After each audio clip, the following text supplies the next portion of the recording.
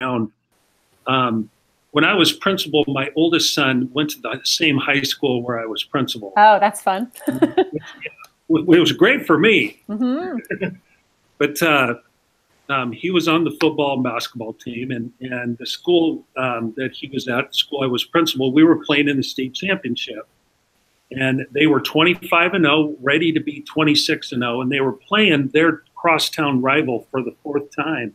And that fourth time, we had 2 in the regular season, 1 at the district championship, and now the state championship is Bora versus Capital.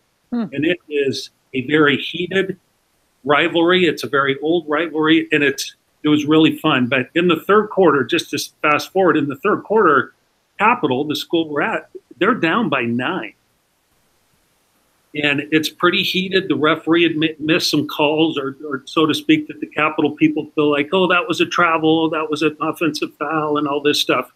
So the coach calls a timeout, down 9, in front of 12,000 people, really intense, high pressure. And he talks to his team. They break the huddle. They go out. And at the end of the third quarter, they go up by 9. They end up winning the game. And what I wanted to know as a principal was I want to know what that coach said in the huddle at timeout, because that's a stressful time for a principal. Because if the coach goes off and yells at the kids and uses language and it's just a big mess, it's like, oh my gosh, because what do you do? Right. Are you going to go over and talk to the coach in the middle of the game? Most likely not. So I go up to my son after the game. I said, hey, come here. We're hugging. My mom was there, my family. We're just having a good time. And it was really exciting. They had 26-0. But I said, I got to know, and I'm not going to tell the coach. I'm not going to go talk to him, but just trust me. I want to know, what did he say? What did he say when you guys were down 9 and all of that pressure? He goes, Dad, this is what he told us. He told us that his job as a coach was to love the players, and that our players' job, our job as teammates, was to love each other. And right now, we're just not doing very well with that. So what do you say? Let's go back out on the court. Let's start sharing the basketball, having some fun. Let's start loving each other. And I'm going to start loving you guys from this point forward. And it wouldn't be great to know right now the Bora High School had us down 9, and we're going to come back and win this game. What do you guys say? Let's go out there. What do you could just feel this. Boom, they come together, break the huddle, and they go out and they do it. That's so cool. Now, think of that speech that you were just describing, the coach that, sometimes a coach, it's pretty easy to stand up. Because I can tell you how my high school coach would have handled that. Oh, yeah. Oh, my goodness. We would have been in trouble. You guys won't do this to me. And by God, I'm not going to put up with this. And you're not ready for this. And you guys, Kelly, you're so lazy. And Al, I can't even believe I have you with the ball. You have 3 turnovers in a row. You're such a pathetic player. And I can't, on and on and on, right? And so some of this at the end of Roots, when we get into saying, look, guys, now we're done with the workshop, is let's just stop the self-perpetuating cycle of stuff that happened to us as a player, that coaches did to us as coaches, where you're going, I would never do that as a coach, ever. And we just have to say, the way coaching started, with it being military, and we've come so far from that. We're way past that. Now what we're about is we're going to stop that self-perpetuating cycle of that. What can you believe, a coach, a varsity boys basketball coach, down 9 says, my job is to love you guys, and your job is to love each other? And guess what the message was? Like, we can do this. Yeah. And they did. And so I think we just need to kind of focus on that at the very end. But I'm talking about the end of the project, but of the workshop. I actually disagree with you, John. I think you should open your workshop with that story. I don't know if Al agrees, but if I were coming to a Positive Coaching Alliance workshop and I heard that story first, right out of the gate, I think that would set the tone for the whole workshop, because that's the point of the whole workshop. And now for the next 90 minutes, whatever you have left, hour, we're going to talk about how to do that. We're going to talk about how to love on your team, how to motivate them, how to use some tools, how to use some research-backed practices to get your team to perform like that. And maybe the way that you've been taught to coach, maybe the way you've been coached your whole life isn't the best way.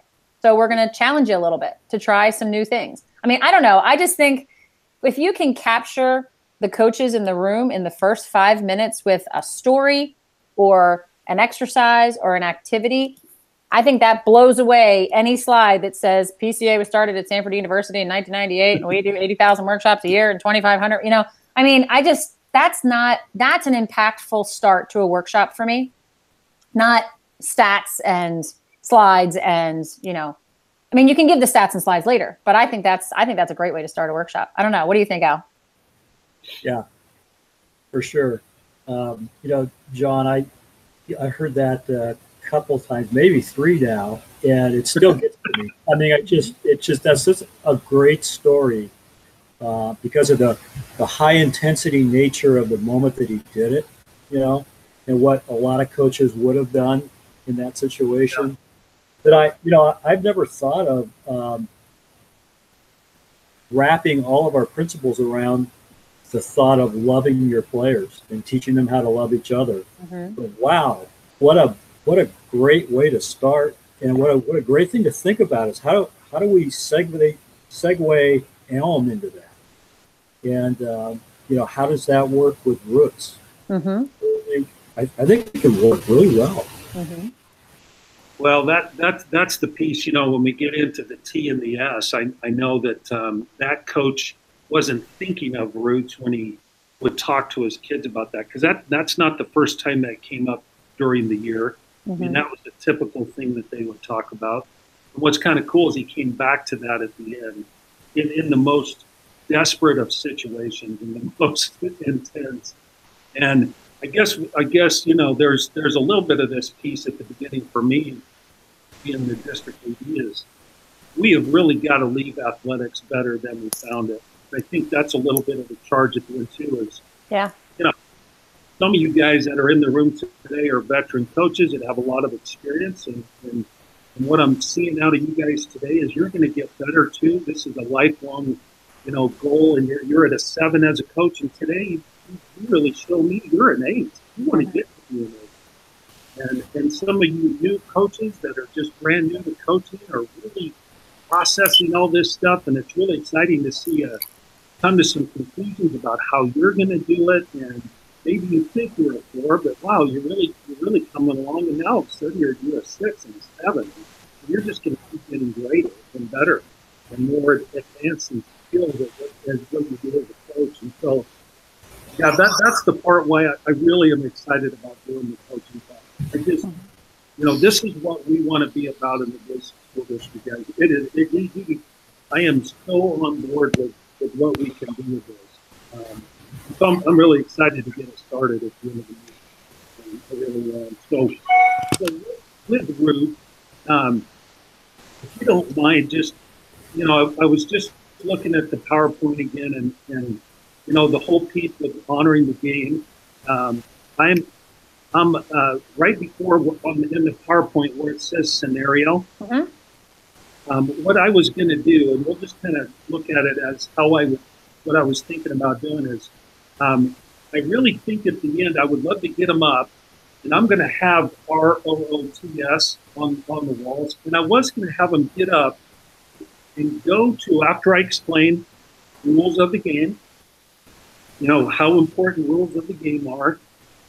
If we're playing basketball and everybody gets to travel, and everybody gets to foul 10 times instead of 5, that wouldn't be very fun to play basketball because we have no rules. And so we need to respect the rules.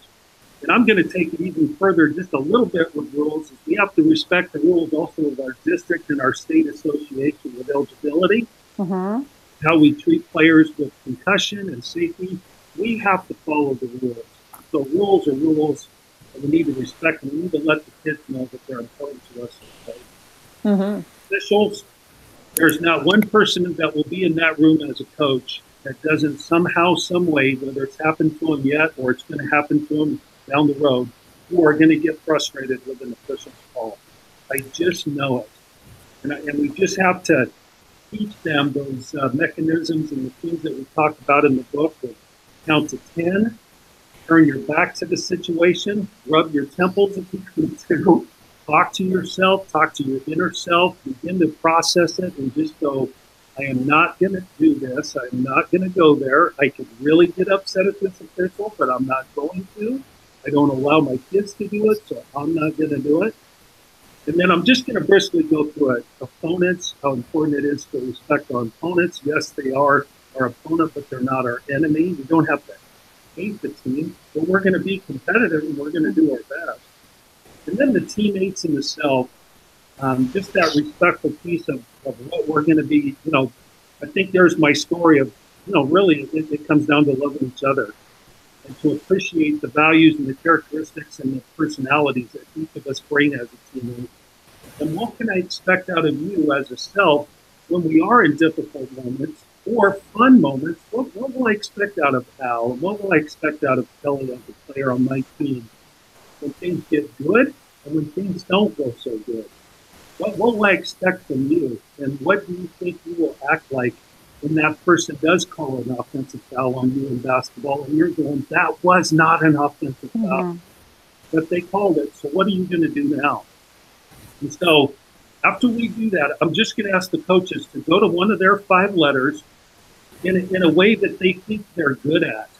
So if you're really good at talking to officials and not getting frustrated when you talk to an official, go to the officials. If you're really good about how to respect opponents, etc., so go to a spot 1, 2, 3, go. And then I'm going to have them in their groups talk about why is it that I can do this? Like, what do you do when you don't lose your temper, you don't lose your cool, and you keep it together when an official makes a bad call? How do you do that? I'm just going to give them 5 minutes to talk about that in their groups. How are you good at teaching the kids to respect teammates? Like, coach, how do you do that on your team? Mm-hmm. How do you teach kids to respect themselves? So they're just going to have a conversation. Why are you in this group? Because you're really good. How do you do that? Like, why are you so good at it? So share. And then I want to just quickly, I was thinking I would just do 2 letters. I think I would do officials and maybe teammates. And let us say, look, raise your hand if you find it difficult when an official makes a call that is not going well for your team. Let's listen to the people in the officials group that are really good at this. Let's listen to them and what they do when that situation happens in the group. Guys, tell us, what did you talk about? Like, how can we learn and listen that you guys are so good at that? So, and give them some time. And then I was thinking teammates as well, because I don't think I'll have time to do all 5. Mm-hmm. So initially I was just thinking O for officials, T for teammates. Mm-hmm. Wrap up that activity. Well, just real quick, John, just to add to that, I don't know if your sound sounds muffled. Does it sound muffled to you, Al? Yeah. It was clear in the beginning. I don't know if you is there something like around your microphone? It just sounds like there's something blocking the microphone on your computer. Like sometimes, no, okay. It was very clear in the beginning, and then it just got a little muffled. Sometimes people put like their arm where the microphone is or something. Or okay. Sure it's okay, and we can still hear you. I just was wondering. Okay. So I think I love that. I love that activity, and I love to have the coaches share out. And I think sometimes what's to save time, you can ask the group as a whole to come up with their best. Like, who do you think after you talk for a few minutes about how you respect officials in that officials group? Maybe pick one person that had the best answer that you'd like to share, so that you do have a chance to get all 5 to share, but maybe all 5 just share one instead of having, 2 groups share 3 or 4 ideas. Right. Just helps them to feel valued and helps, one person be a spokesperson, or I've even done like point to the person who you think should share their idea and everybody just points at the same time. And usually they point to the right person, but it's just a good way to get everybody to share, because I think sometimes, especially the self group, a lot of people don't naturally go to that group, but there's a lot of coaches that do a nice job at helping kids with their negative self-talk or helping the kids learn the expected behavior. And that's all part of self, and they don't realize it until they hear it. Nice. I just don't want to discount anybody. Totally. And to go furthermore and just dovetail into that is when I have them come back to their seats, one of the things that I'm really wanting to cement are 2 things. One, I'm going to point them to where the toolkit will be for that. I'm going to have them mark that in their book. Mm-hmm. and just begin to just point out, here are some tools to come back to later. And I'm going to do that piece. And then I'm going to have them do quite a bit of writing on the last page of their book. Mm-hmm. And one of the things I would love them to do is, after you've heard some of this, and after we've heard kind of from the experts in the group, what is an activity that you could see yourself doing tomorrow as a coach with your team in a huddle after practice or before practice starts? Mm-hmm. How will you one of the aspects of Roots? Yeah. How would that go in your team huddle? Would you have a team captain talk? Would you have an assistant coach talk? Mm-hmm. Would you bring in a real life example? Would you bring in something that happened a week ago? So give a couple thoughts to, and I'm going to give you 2 minutes to make that activity, but I want that activity to be real. So if I were to walk into your gym, that's the one you're doing.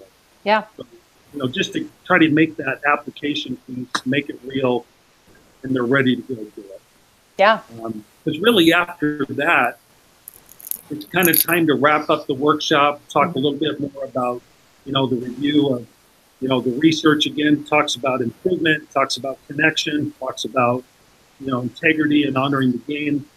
And then from there, it's going to be, that's what we do in our district. And let's go do this. And we can grow and we can become better coaches and kind of keep that legacy going of what we're about in the business. So yeah. Kind of the way, going back to the wrap up, I already have kind of the evaluation piece. They're going to have the books. We were able to buy books for them. That's great. At the end of the book as well. But yeah, because I think, if things go well in terms of timing, we'll have time to kind of spend a little bit more time perhaps wrapping up everything and feedback from people. But that's kind of how we see that going. Yeah, I love it. I love it. And, I think your focus on having them apply it is great, because that's what our focus needs to be at the workshops, of them actually coming up with an activity and doing it in the workshop and practicing it. One of the things that and I'm sure you have this as well, just right on the top of your head, but to make sure that you have an example too, because I've given some great instructions to coaches at workshops and they look at me like, I don't know what you're talking about. So, to have an example set, like, for example, you might want to go out and buy a referee jersey.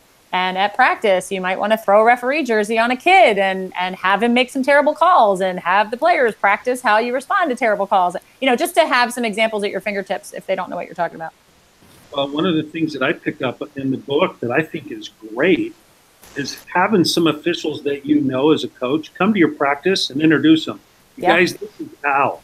He has been officiating in Boise for 20 years.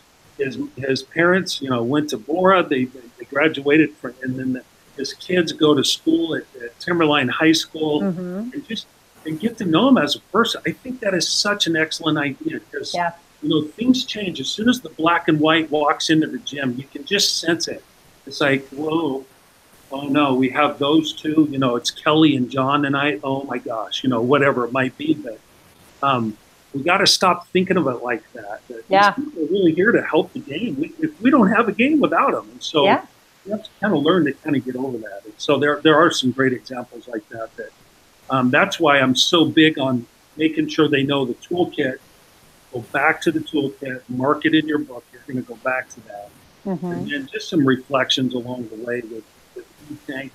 I got to tell you guys a really exciting thing. This coach that I'm telling you about at Boise High School, the girls varsity coach, he has shared with me a little sheet. I don't have it in front of me, but he's taken Elm, you guys, and that's their goal sheet this year for the girls on the team. Right. They're going to have an effort goal, and then they're going to have a learning goal. And they're going to have 3 goals in that area about. So if you're a point guard, how are you doing with ball handling? How are you doing with shooting? How are you doing with passing? And you're a 6, and now you're going to be a 7, and just week to week, they're going to be doing those stretch goals that we talked about in the book, and how to put those all around efforts and how to grow. And then the mistakes, okay, they're going to really work on those kids that are really hard on themselves when they make a mistake. And what could you do? Keep telling yourself you're going to be okay and move on to the next play. But her goal sheet is ELM. And I thought that was really cool. That's fantastic. I love it. So anyway, that's how she's going to make it as part of even her goals. So I'm going to share that with the coach. She's going to be there on the 26th anyway. She's going to have her whole staff there. That's great. So that's fantastic. That'll be a lot of fun to share that. So I love it. I love all your ideas. So yeah, it'll be good. You know, Ben's once a month. I'm gonna share kind of my strategies a little bit, and we'll see how this all goes. But I'll be able to share once a month with Ben at our meeting that we're doing on Google Hangouts as well. Just saying, hey, I tried this at the end of the month. This was great. This worked. This didn't. Yeah. Here's what I'm going to change. Here's what I'm going to do differently, which is kind of the goal of that little get together that we're doing. And just share different successes and things that we can do better. I think it's awesome. I'm looking forward to doing that. Good, good. Well, what other challenges do you think you might be up against that we can help you with? You know, Al and I have talked about one of the things that I'm really trying to get my arms around is how I'm getting access to all my coaches so that it's not disruptive, whether it's teaching time if they're a teacher to time that they work at their business. And I'm really trying to just figure out a model of when we're going to do these. Like, I just happen to have no school on the October 26th, so that works great. But other than that, how am I going to get access to the coaches? So I'm really trying to figure that piece out. The parent piece, I think eventually I'd love to get my ADs trained in how to do the parent piece so that they can work with me on doing those parent classes and parent stuff to support the coaches. And then I think it'll be easy to have access to the kids because I can just set up a time for me to go to an athlete workshop with the coach and just kind of make that my team. It's just the coaching piece. How can I'd love to do like 35 to 40 to 50 coaches at a time. Yeah. And how am I going to do that? How have you seen that go for like school districts? I'm just speaking from experience at our own school district. When we did the coaching series, we did a coaching workshop every season, double goal coach or developing competitors for the high school. And they offered a daytime option and an evening option because we had a lot of coaches that weren't teachers also. So they offered it as I think it was literally like right after school, or I don't know if it was an in-service day or it was like a teacher day for some reason. We did it in the fall, winter, and spring, or right before the fall season, winter season, and spring season. But they also offered it on the same day at like 7 p.m. And it was the same workshop. So, it's more workshops, but we were able to hit all the different types of coaches at the high school. But then for the evening workshop, they also invited youth coaches that were any affiliation with the school district. So it was nice because the public high school sponsored the workshop, but all the youth teams, all the feeder leagues coaches were invited to come for free to benefit from the workshop. So that was a really nice, they got a lot of coaches out for that. Bringing a lot of people in, yeah. Well, and I was thinking Saturdays, we could certainly do some Saturdays. It wouldn't be the end of the world to do that. Yeah. On a weekend as well. So I think feeding coaches is always helpful too. Yeah. Anytime you offer a coach's dinner along with a workshop, they're like, "Oh, okay, I'll take that." We'll do that. I'm definitely bringing food on the 26th. Yeah. I used to tell people when I was a principal, if you don't feed the teachers at in-service, they'll eat the kids. Yeah, it's so true.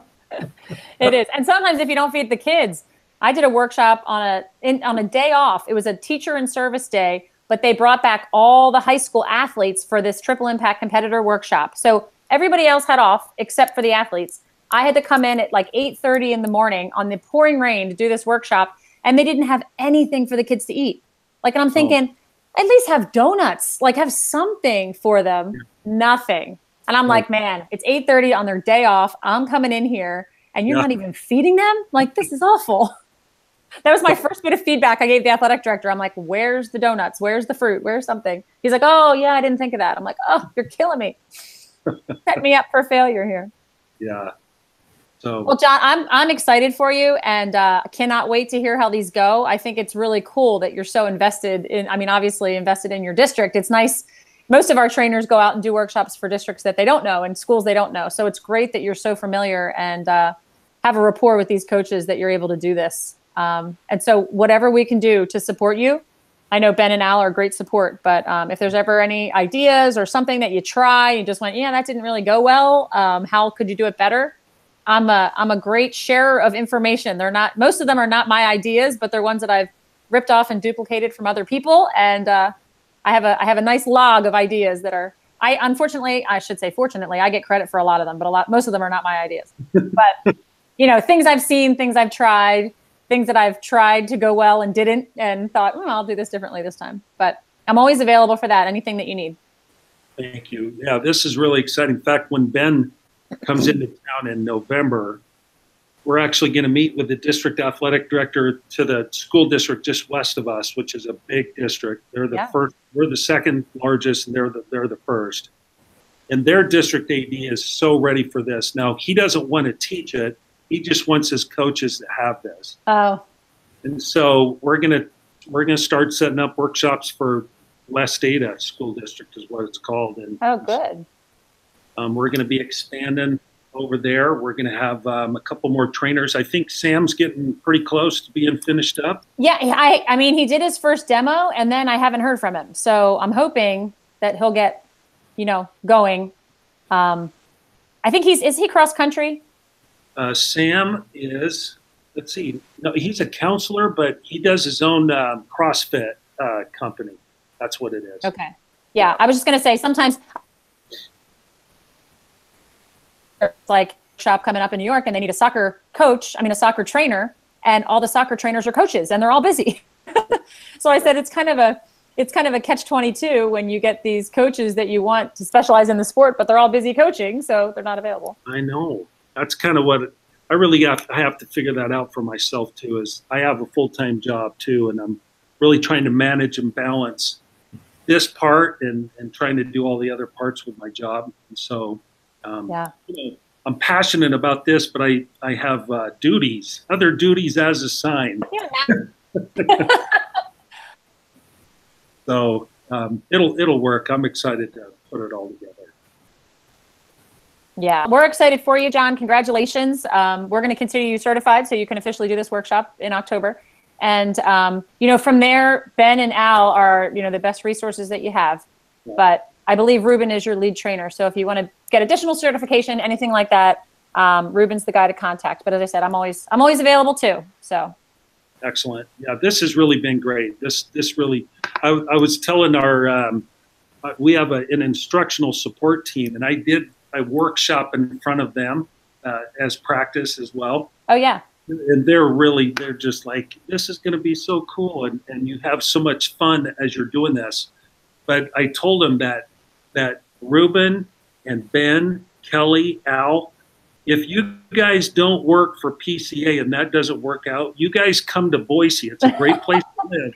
And I will find you a position in our school district doing something that you like to do. Because it's been great.